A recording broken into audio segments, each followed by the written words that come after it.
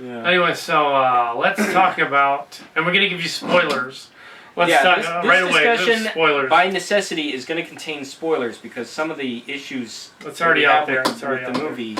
Star Trek Into Darkness. Movie review with two of us, Cal Morse cards. But Star Trek. Fair warning, we're going to be talking about probably even the ending of the movie and what happens in it. So stop now if you haven't seen it. You want to see it. Like I managed to see it. All I'd ever seen was the teaser trailer. I knew nothing about the story, about the plot. I went into it cold, and it was a better movie for it, I think. Star Trek Into Darkness. So yeah, your thoughts on Star Trek Into Darkness? Dun, dun, dun. As you read in 3D into the camera. 3D. Oh, I saw the 2D one actually. Yeah. The 3D one would have caused a headache. I don't normally get those unless it's 3D. So yeah. So Star Trek Into Darkness. Well, suffice it to say, it is not the Star Trek I grew up with, and that's certainly not the Star Trek my parents grew up with. My mom grew up with, you know. Which is interesting because it harkens back to the Star Trek that your parents grew up on. Except that it's a retcon of like the original first. Yeah, it's a retcon of the first take. Except I although I like the movie and everything, it's definitely my nephew Dan's generation, Y generation version. I liked it. It's a nice roller coaster ride. It ain't Star Trek, but it's a nice roller coaster ride. So it's like the premise of the film is that Captain Kirk, who is probably in his early 30s at this point, like 30 somehow 30, somehow has commandeered the Enterprise and is now commander of it. And the story starts in medias res on this planet they call, for some reason, Nibiru. I'm going to blame that on David Limanoff because I figure he came up with that. That's the sort of gag he would come up with. See, Nibiru, that'd be clever. Like those Mayan people in Nibiru. Yeah, and for some reason the Enterprise has to be underwater when they do this, even though it would be very simple for them to just stay in orbit and send a shuttle down. More to the point, there's this plot point that involves Spock going into a volcano to drop a little bomb package off to try and save the native people. Why did he have to do that? They could have just thrown it into the volcano. More to the point, they could have stayed in orbit and just beamed the bomb into the volcano. Yeah, why did they make that needlessly complicated? It was just like, hey, let's almost all get killed for the sake of a big action scene. And then they were saying, they were commenting on the internet that allegedly Quinto got burned during that. A little bit on the back of his head during that scene. I doubt it. There was no actual fire anywhere. It was it's like, dude, really? That's got to be an urban legend. They were filming in lava. That's got to be an urban legend because I saw some of the pre-making stuff. I didn't know what the context was. I saw some of the pre-making stuff. I saw the part where they did the space barge, the fight with Cumberbatch on the space barge. And it was a green screen, and you couldn't tell who he was fighting. It's fighting this guy with black hair, you know. Yeah. They didn't want to show too much because they were going to give it away. And then they showed the volcano scene, which all they really showed was him standing on a green screen and then standing on a platform on a green screen. There was no fire. So that thing on the internet is BS because he never touched any fire. An internet rumor about Star Trek not being true? I'm shocked. So yeah, there's no fire involved at all. But that brings us to all CG. One of the primary problems I had with the movie, and I want to have a little caveat up front. I fully understand and appreciate that it's not going to be the Star Trek I grew up with. I'm okay with that. I don't mind was not the Star Trek they rebooted it. I really enjoyed the first of Abrams' movies. Even as I had some issues with it, what it felt to me was kind of like, okay, they've opened up a universe of possibilities. They've retconned it. They can do anything with Star Trek now. And these beloved characters, what are they going to do? And as we're watching this new movie, I couldn't help but feel like they had taken all of the promise of the first movie and kind of not done anything all that interesting with it. They sort of boiled down all of the stuff that I kind of had a problem with in the first movie and like focused exclusively on that and sort of just paid lip service to the stuff that made classic Trek and the original movies so much fun and have so much heart and soul. You know, like Well, put it this way. Classic Star Trek was always about philosophical and ethical conundrums. It was about exploration. It was about a sense of wonder having to do with humanity's place in the universe and our future in it. It was a show of wide-eyed optimism and philosophical discussions between the three lead characters. That was sort of the heart and soul of the show.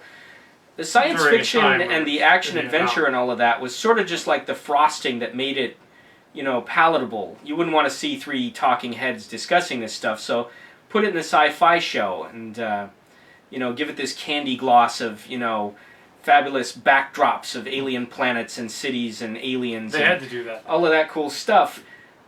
The new stuff, the Abrams stuff, is like the opposite of that, in that they pay lip service to the philosophical conundrums and wide-eyed wonderment of the universe, but that's just the frosting on the real meat and potatoes of what's the new Star Trek is. Candied potatoes. Candied potatoes. Ooh, that would be sort of interesting. What these new Star Trek movies is, and what I think science fiction, one of the big problems with the genre is right now, it's become just a delivery system for adrenaline. It's all about the action set pieces. It's all about blowing up as much stuff as possible in the coolest way possible. So they use the Star Trek characters and sort of vaguely what Star Trek was originally about just as an excuse to get to the next big action set piece. So the thing with the volcano, again, there's no reason for them to be on the planet. There's no reason for the ship to be underwater. There's no reason for Kirk to go into their temple and mess with them and get them to all to chase him for this big action scene with spears flying.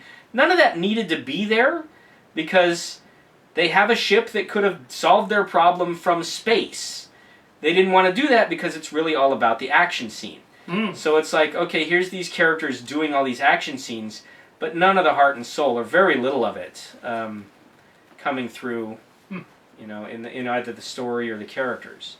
That's my take on it. Yeah, part of the thing that's each Star Trek has tried to approach its era's particular modern foibles done in outer space is what Roddenberry was humanistically doing.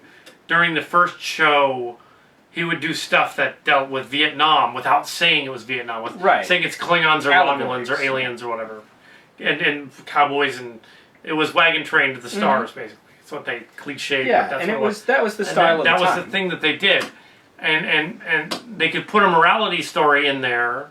It would go right past the censors. They wouldn't want a censor to take it out. And in the 80s, Next Generation was a little lighter on that. But they did some episodes where they did morality stuff. Actually, they did quite a bit. Next Gen, if you think about the core of Next Gen, it was always an ethical dilemma.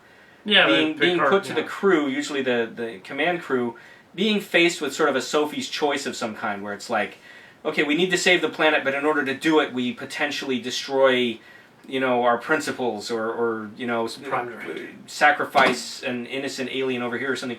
There would be like this, how do we resolve this? And the drama of it was based on how do we fix this problem without compromising who we are.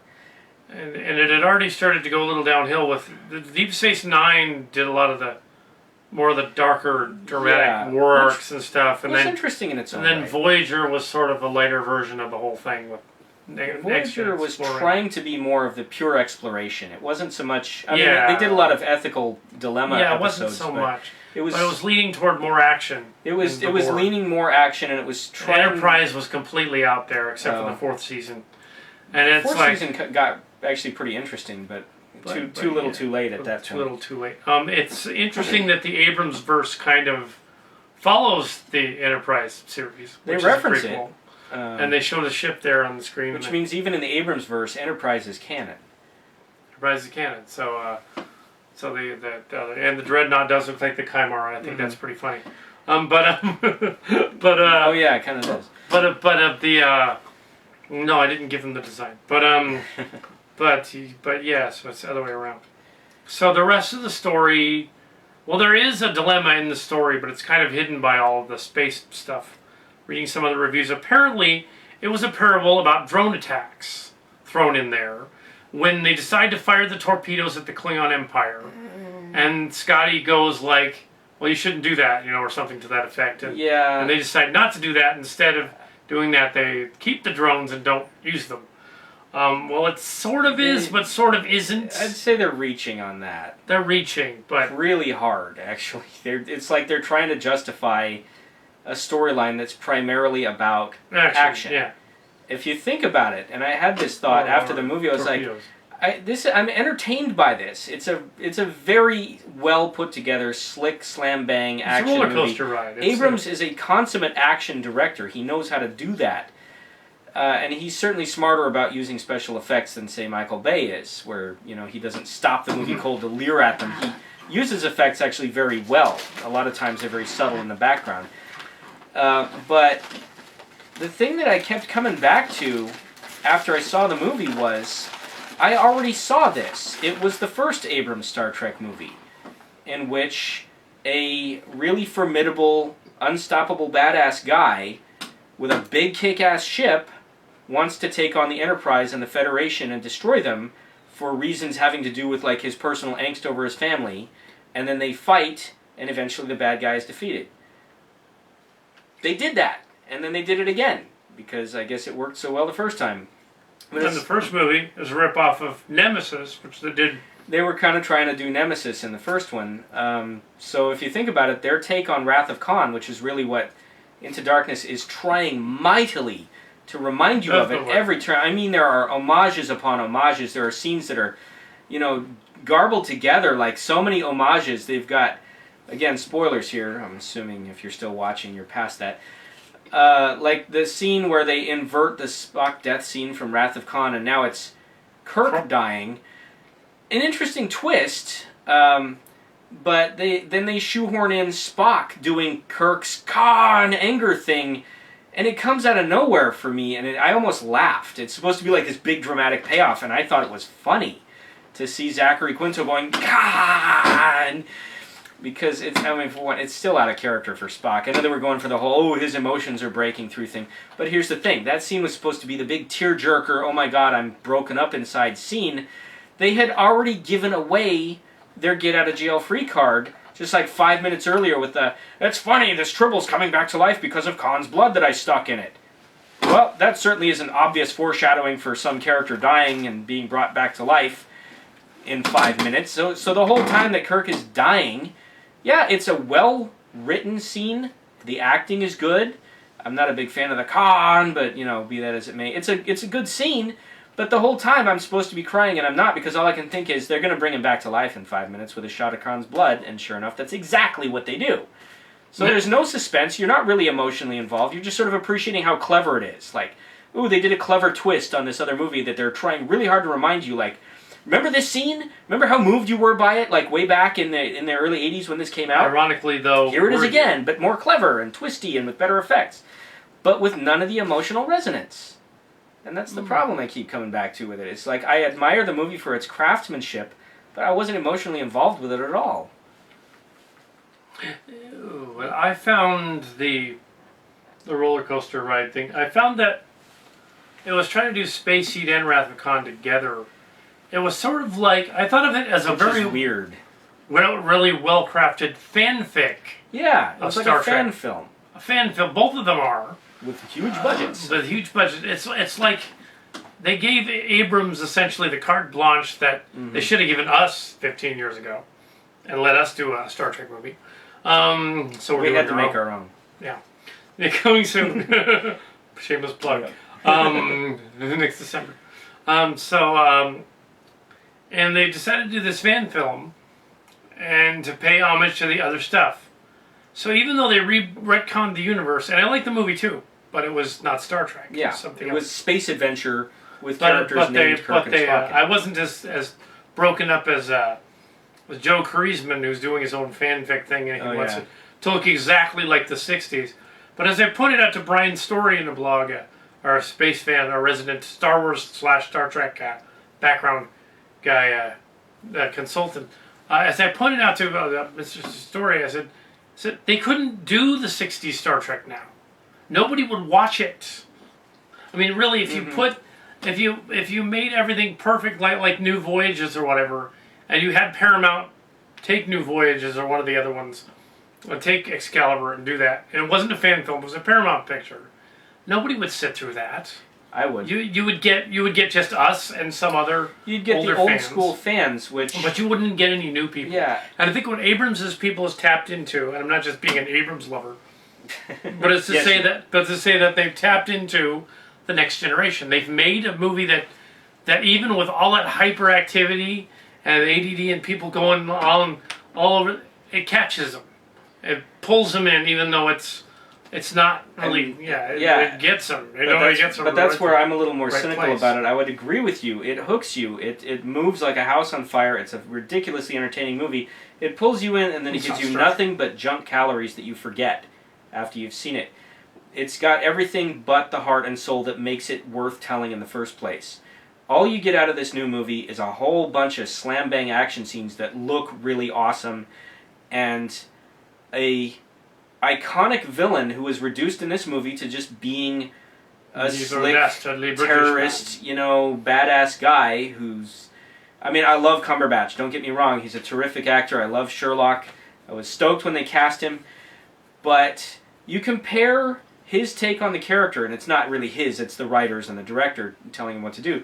But Cumberbatch's Khan is not Khan at all. The whole point of Montalban's Khan, in Space Seed in particular, but also Wrath of Khan, he was seductive, he was charming, he was dangerous, he was like a devil, seducer. Yeah, he wasn't just a terrorist guy that blew up stuff. He didn't need to punch people 50 feet through the air. He was manipulative, he was sneaky. He seduces one of Kirk's crew into joining him as a lover, and she compromises her principles, and that was Khan. That's why he was interesting in the first place. Just having this slick, random, completely generic, badass ninja assassin guy and calling him Khan doesn't make him Khan, and it doesn't make me care anymore about him. Done. I think they should have just said that this guy is not Khan. He's just one of the augments. But then you don't even have that in the story. It's just Star Trek with random badass. I guess that's why they didn't do it. That's why they wanted Khan in the story, and they did everything except make you care that it was Khan. And what's weird is they had this massive, blanketing, secretive ad campaign to keep you from telling that it was Khan. And I didn't know going into it, actually. But when they mentioned Benicio del Toro, I said, "Oh shit, Khan's going to be in the movie somewhere." But then they ended up. But then they said Cumberbatch, but I said, "Nah, Khan's still going to be in the movie." Yeah. They're just going to say Cumberbatch. Cumberbatch. It's weird having. I know it's supposed to be like the same universe, but that is so not Khan. I mean. Not even. I'm old school. I've got like Montalban burned into my brain. I saw Star Trek 2 in the theater when I was a little kid. It blew me away. I was 11. That was an awesome submarine battle. Great. Okay, so Cumberbatch doesn't look or feel anything like Montalban, but that shouldn't matter. It's how the character's written, and in my book, the character is just not written with any real personality or charisma, particularly, except what Cumberbatch himself brings to it as a good actor. But the part, he's just a random threat. He has no pull. He's not magnetic, particularly, because the story doesn't give him anything other than lip service to, I'm doing it all for my family because I'm... Now that gives me an excuse to have a tear run down my cheek, and that's like their substitute for character development and emotional involvement. But the movie doesn't earn it. And I tell you what I think the ultimate problem here is. It's Abrams. I mean, some of it's Kurtzman and Aricci's writing. Well, those are the guys that wrote Transformers. Yeah, exactly. And they're clever writers. They can do a good job. I liked the first Abrams movie more so than Into Darkness. But you put somebody in charge who, by his own acknowledgement, he seems kind of proud of this, actually, in interviews, he didn't like Star Trek. He hated it. He didn't grow up loving it, so he had to be sort of won over by it. And that only happened when, again, by his admission, he figured out a way to turn it into a J.J. Abrams movie. Which means lots of slant... Yeah, he wanted to do a big, kind of dumbed-down action-adventure thing with these iconic characters sort of paying lip service to them, but not really getting what made them sizzle in the first place. So Abrams turned it into any other generic, high-budget, summer action-adventure science fiction movie. And it's making a ton of money, and it will revitalize the franchise, but it's no longer my Star Trek. It's no longer anything that I connect with, other than I find it entertaining because it's well-done action. But you put somebody in charge like Abrams, who doesn't have that core affection, who wasn't a little kid huddling under a blanket, watching the TV with a bowl of cereal, watching Trouble with Tribbles and having a great old time, you're probably going to get something like the new movies, which are slick and cold and kind of heartless. That's my take on it. Yes. So the basic synopsis of the story boils down to this sort of weird conspiracy, which is very similar to some of the ones I put in Starcrackers. Very, very similar. And I did not have connection to Abrams than them, but yeah, we've thought of this before. We thought of this in Silly Track, and Cumberbatch's character, to me, was kind of more like maybe one of Libyan's minions who. He should have been playing the Libyan. The Libyan, yeah. So he should have been the Libyan. That would have been awesome. That would have, yeah. I mean, they paid homage to our Apple scene in the first one, so now they have the Libyan. They have the Overlord in it, essentially. It's like, there he is. Actually, you know who Cumberbatch should have been playing? Raxler. Actually, Raxler had more charisma, I think. Well, Cumberbatch has charisma. They just didn't give him a whole lot to do with it. He's playing Khan, who, if you remember from Space Seed and Wrath of Khan, he's apparently Abrams doesn't. Charming, magnetic character. He's this dynamo of seductive power, and in this one, you can't expect a British sort of guy a badass ninja. You can't expect a British guy to be a swarthy Latin lover. Sure, I can. The problem is not Cumberbatch. He's a terrific actor. I got nothing but praise for the man. And I think what good in the role is there is not something that the Brits are doing. Well, it's the take on the character that they came up with. They wanted an imposing, slick badass. And that's what they got. That's all they got from watching Wrath of Khan, apparently, is that Khan was a really formidable, apparently just physical threat. There's no battle of wills. You watch the original Wrath of Khan, it's a naval battle. It's all about tactics and psyching each other out and double crossing and all of this stuff going on. And in this one, it's literally who can punch the hardest is what determines the big outcome of the movie. The movie literally ends with a freaking fist fight. A cowboy showdown on a space barge a la Star Wars between Spock, who, if you remember in the original show, did not spend a lot of time punching people out, and Khan, who in this one is revealed to have the ability to punch people like 50 feet backwards through the air, because now apparently he's like, Superman. And they're literally just punching each other until one of them is knocked unconscious. And that's their idea of a big, satisfying, climactic showdown. And then at the end of that, they don't even kill the guy because they need to keep his character around for potential sequel setup. So you don't even get a satisfying conclusion like in Wrath of Khan, where he blows himself the hell up. In a final act of stabbing at thee from hell's heart. In this you get, oh, my arm broke. Oh, I guess I'm unconscious. Actually, that's it. Chick shot him. And she shot him a bunch of times to no effect. It was all just about a fight scene. That's all they thought of. That's the best they could come up with. I'm not angry, I'm disappointed. Because, again, with the first Abrams movie, there was so much they could have done. There was so much wide open. And this is what apparently the big game plan was. Let's just make it be sort of like Transformers, but like with Star Trek characters. I think the problem may have come along with the premise that Hollywood cannot, for the life of it, come up with an original idea. They can. Hollywood just don't want to. They want to bank on the stuff that everybody's familiar with somewhere else, so they just want to keep doing Star Trek 2 over and over again for all eternity. Mm-hmm.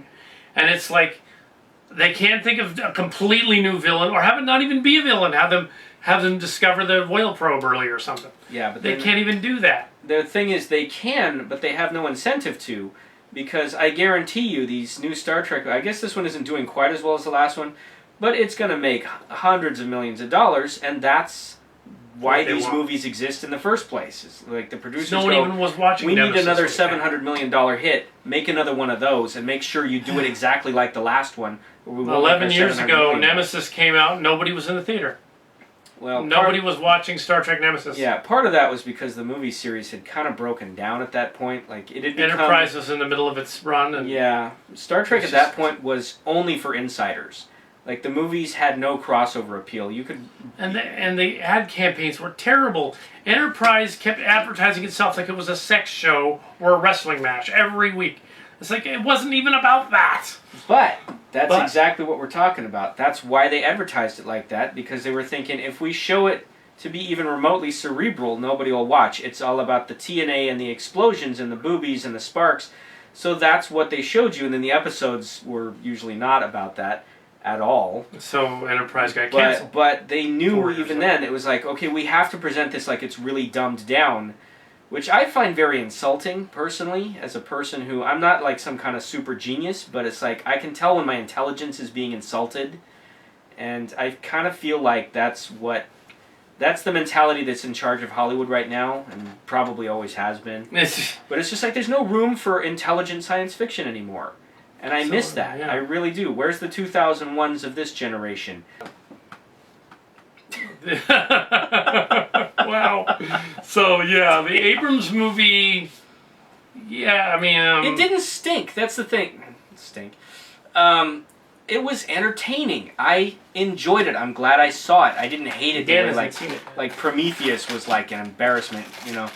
This was like exactly what it was trying to be, which was a big, slick, loud action movie. It succeeded on that level, and I was entertained by it. I was pulled along with it. It's good acting. Abrams is a smart director, and he's a talented director. He has a singular vision. The problem is, I don't really share his vision of what Star Trek should be. And that's the big disconnect. I'm telling you right now, JJ, you're not fooling me anyway with the Leonard from Big Bang Theory hair and hipster glasses. You're not really a nerd. Joss Whedon is a legitimate nerd. He comes by it honestly. You, I think it's a cynical affectation. You have Michael Bay tendencies. You're pretending to be a nerd as part of the marketing for these sci-fi movies that you find yourself oh so lucratively making. By your own admission, you didn't even like this stuff growing up. Michael Bay didn't like Transformers. You're not really a nerd.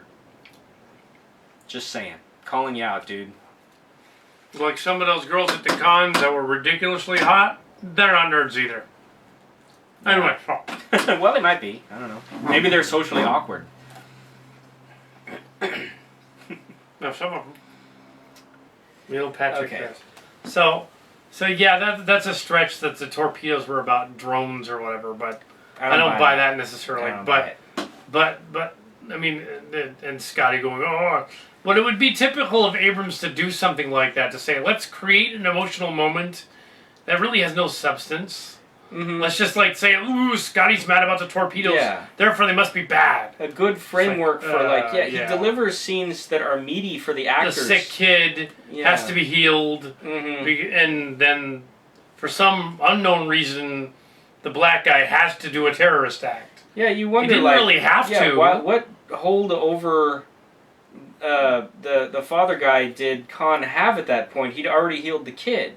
So the father guy should have just said, yeah, sure, give me the explosive ring. I'll totally go downtown and blow up the building just like you said, and then go right to Starfleet security and say, this guy just told me to blow up headquarters, here's a bomb. You know, and they could have arrested him. I don't understand why. I mean, okay, maybe there was like some convoluted subplot that got cut out there, but it's just sort of an example of like something that doesn't really make sense if you stop and think about it, but it led to a really kick-ass explosion and kick-started all the pew-pew-kaplowy.